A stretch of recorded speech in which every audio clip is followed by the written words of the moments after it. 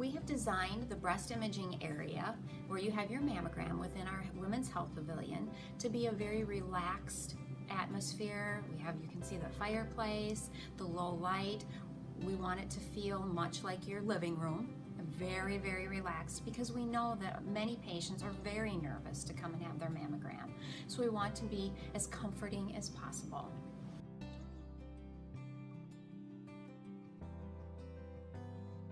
When you come in for your mammogram, it will feel much the same as the standard mammogram.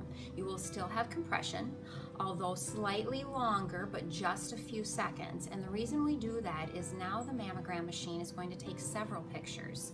And the mammogram machine, as it's going around you, it will go 50-degree arc and taking pictures the entire time.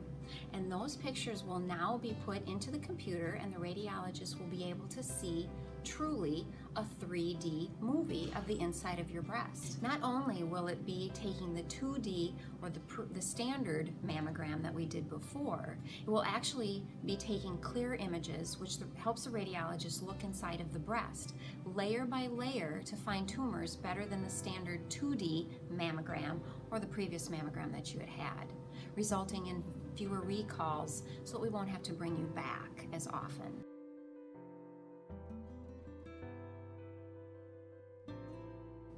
At Olmsted Medical Center, we say to start your mammograms at age 40 and to have a yearly mammogram after that. And that is something that you really need to discuss with your doctor. What is right for you? How often should you have the mammogram? It all depends on risk, your family history risk, your breast density risk. So please have a good conversation with your primary care provider.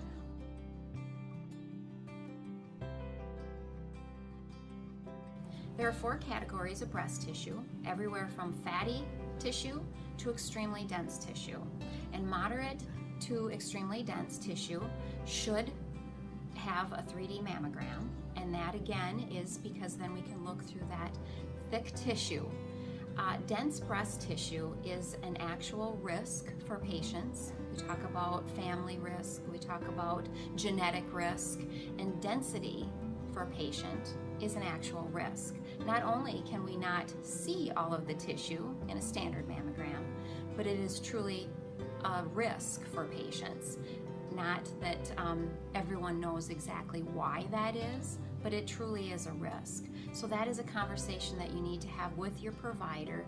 Do I qualify? Should I have a 3D mammogram?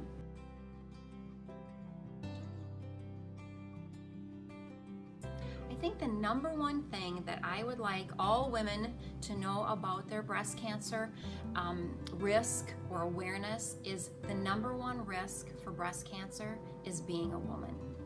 Many patients will say, well, I don't have any breast cancer in my family. That is only maybe 7% of the patients that have breast cancer. 70% of patients who have breast cancer have no family risk, have no genetic risk. So just being a woman is the number one risk factor. And I want everyone to realize that and be real cognizant of that, and talk to your provider. When is a good time to start your mammograms? How often should I have my mammograms? It's really important that all women have a mammogram on a regular schedule.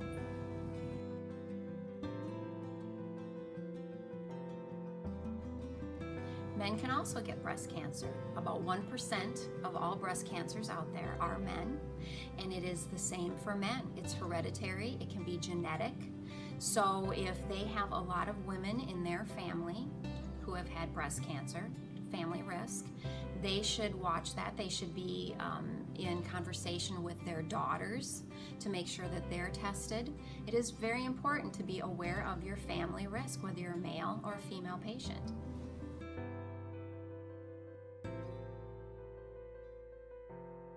We can't reduce our risk of family history of breast cancer or genetic disposition of breast cancer, but we can do some things. And those include eating right, being at a healthy weight, exercising, and making sure that we don't overuse alcohol. And those are some things that we all can control, and I encourage everyone to do so.